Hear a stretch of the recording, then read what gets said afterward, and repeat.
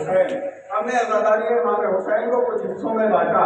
پہلا حصہ جو ہماری تقریر کا رہا وہ یہ رہا عزا اور حکمت رضا۔ اب جو دوسرا حصہ ہم نے شروع کیا وہ تھا عزا اور عزادار کے صفات۔ اس پر ہماری گفتگو شروع ہوئی تھی۔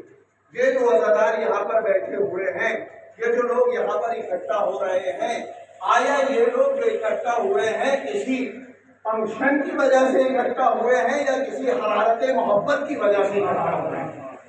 پہلے ہم اپنے مرتبے کو سمجھیں، پہلے ہم اپنی عظمت کو جانیں۔ کل میں نے آپ کے سامنے ایک ہلکا سا رخ پیش کیا کہ عزادار کے پیر پہ رکھی ہوئی خاک کی یہ عظمت ہے، عزادار کے پیر پہ لگی ہوئی خاک کی عظمت یہ ہے کہ اگر مرجع وقت بیماری چشم کے لیے اس خاک کو آنکھوں پہ لگا لیتا ہے اور نور خداوندی عطا ہو جاتی ہے۔ یہ میں نے بیان کیا۔ اب اس کے بعد یہ جو مجلس برپا ہو رہی ہے، تو یہ مجلس آپ یہ نہ سوچیں کہ اگر کوئی نہ آتا اور مجلس برپا نہ ہوتی تو گویا یہاں مجلس نہ ہوتی، نہیں، بلکہ اگر آپ مجلس نہیں کریں گے، اگر آپ ماتم نہیں کریں گے، اگر آپ سینہ زنی نہیں کریں گے تو حسین کا ماتم آپ تک محدود نہیں ہے۔ اس لیے کہ جہاں کوئی حسین کا ماتم کرنے والا نہیں، وہاں پر چرند اور پرندوں نے ماتم کیا ہے، اشجار نے ماتم کیا ہے، اور اگر کوئی نہ آئے گا تو آسمان سے ملائکہ نازل ہو کر حسین کا ماتم کریں گے۔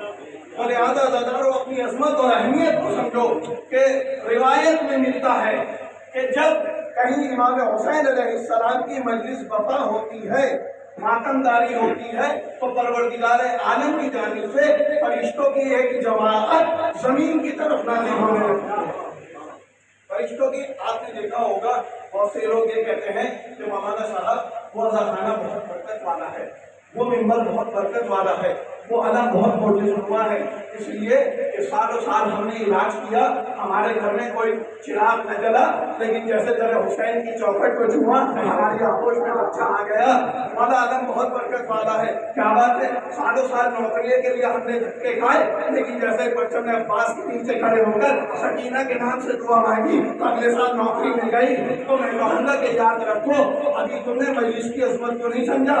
پروردگار کہہ رہا ہے جب حسین کی مجلس برپا ہوتی ہے تو آسمان سے ملائکہ کی ایک قطار چلتی ہے اور وہ زمین پر آنے کے بعد کہتی ہے اے حسین کے عزادارو، اب تمہیں جو مانگنا ہے مانگ لو، رحمت پروردگار نازل ہو گئی۔ اگر اولاد نہیں ہے تو اولاد عطا ہوگی، رزق عطا ہوگا۔